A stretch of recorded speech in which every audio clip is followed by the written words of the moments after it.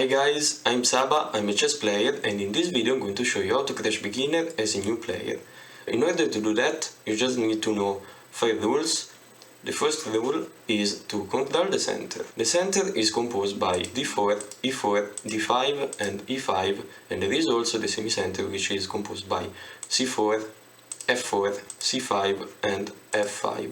The center and the semicenter are the most important square of the board, because if you can put a piece or a pawn there, you can control a lot of your opponent play.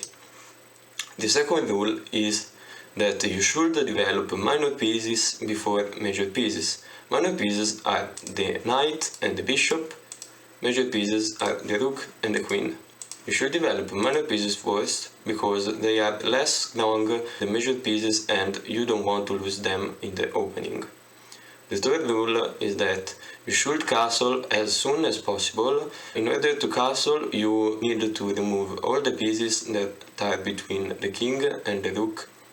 The fourth rule is that you shouldn't move the same piece 2 or more times in the opening, because if you do that, you are going to waste a lot of time and you probably are going to be in a lot of trouble. The last rule is that before an attack you should develop all your pieces.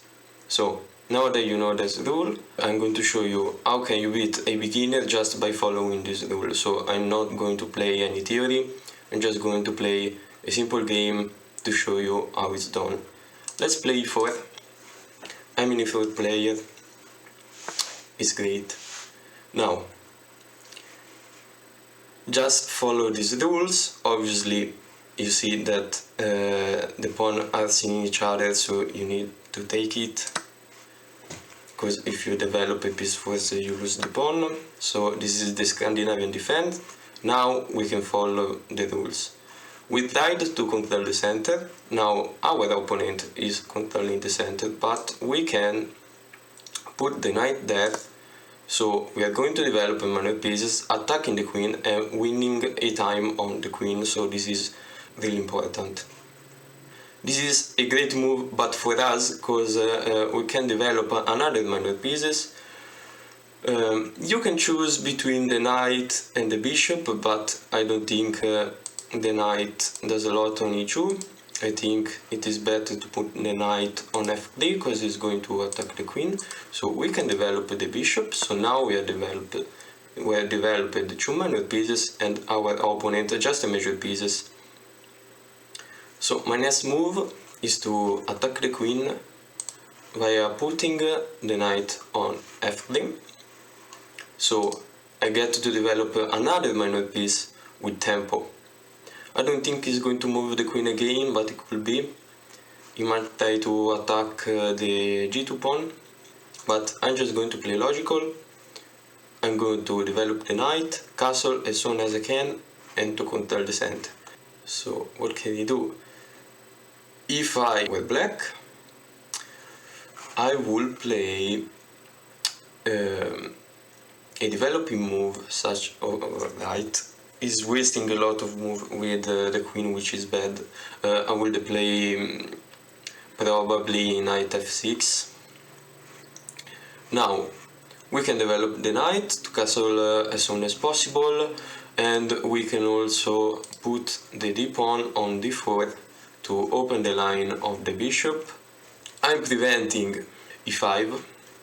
If he plays e5, I take it, he takes away the queen, and then I develop the knight with tempo.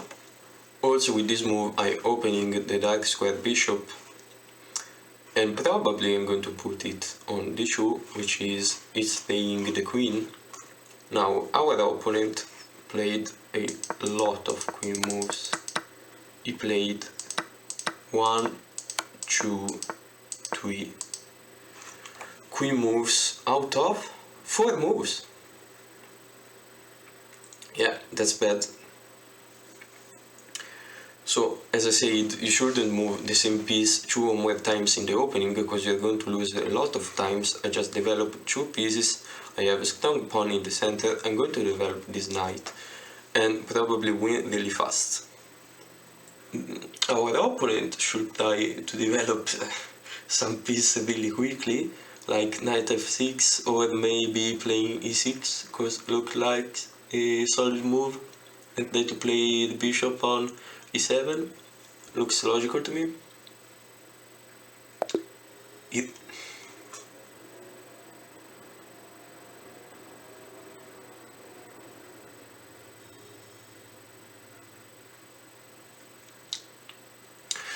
that, let's play another game.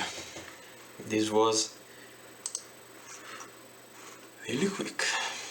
Hopefully I'm going to play again with white. I played again with black because I couldn't do otherwise.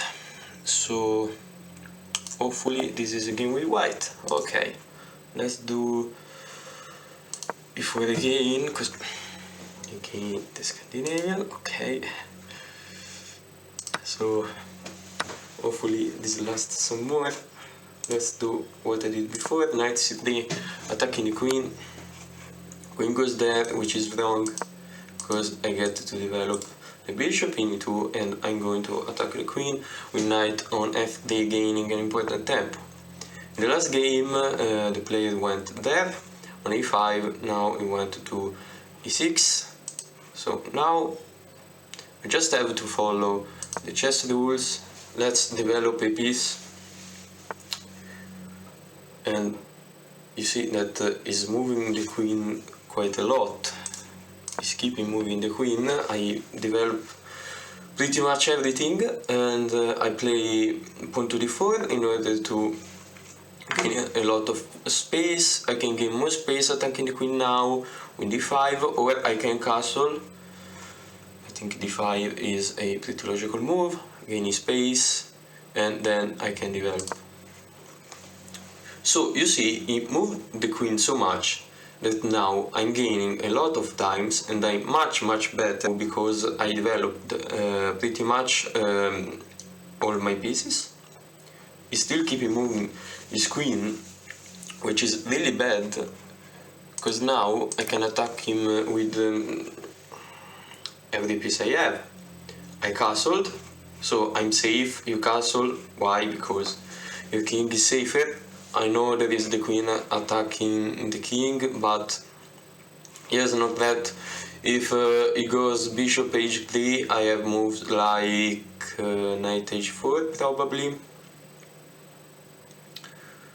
but this is completely winning, I'm pretty sure. Right, he doesn't see that. Now I can attack him with the knight, or I can play knight on b5 because c7 is weak, but I would like to find a simpler move, because I think this move are quite complicated for the beginner. So I'm just going to put the bishop there. What this move does, it attacks the queen, so I'm gaining again another time, and then I keep developing. So I move the rook here on e1, because what I'm doing is pinning this pawn to the king, so now I can take, and he has pretty much every piece or hanging or pinned in a couple of moves, which is bad. Alright, it goes there and sacrificing the queen for pretty much no reason. I guess he didn't see that the knight is defending h2. So you see, if you're playing against a beginner, you don't have to do anything complicated. I just developed my pieces. I didn't even really started an attack, and I'm winning because they basically go in auto-destruction modality and they start to hang pieces. So guys, develop the pieces, never put the queen out early. Okay, the Scandinavian is a defense, but you have to know how to play it, because if you play it this way, I'm developing my minor pieces, as I said. So it's really simple. Develop your minor pieces. Is losing a lot of tempos. You don't have to. shouldn't move the same piece 2 times in the opening. This is really bad because now I lost another tempo and I keep developing pieces. It goes there, and now I can castle or move the pawn, gaining a lot of space.